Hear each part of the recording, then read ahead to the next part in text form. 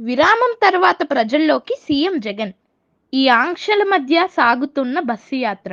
ఒకరోజు విరామం తరువాత మళ్లీ తిరిగి ఎన్నికల ప్రచారంలోకి దిగారు ఆంధ్రప్రదేశ్ సీఎం జగన్. వైద్యుల సూచనతో ఒకరోజు విశ్రాంతి తీసుకున్న జగన్ 15వ రోజు యాత్రకు రెట్టించిన ఉత్సాహంతో కేసరపల్లి నైట్ క్యాంప్ నుంచి యాత్ర ప్రారంభించారు. ఇవాల్టి బస్సు యాత్ర ప్రారంభానికి ముందు పార్టీ నేతలను కలిశారు. ఆయన కంటిపై ఇంకా వాపు కనిపిస్తోంది. ఎడమవైపు కంటి మీద దెబ్బ తగిలిన భాగానికి ప్లాస్టర్ ధరించారు. ఈ గాయం గురించి వైసీపీ నేతలు అధినేతను అడిగి తెలుసుకున్నారు. వైద్యుల సూచన మేరకు ప్లాస్టర్తోనే జగన్ ఇవాల్టి బస్సు యాత్రలో పాల్గొన్నారు.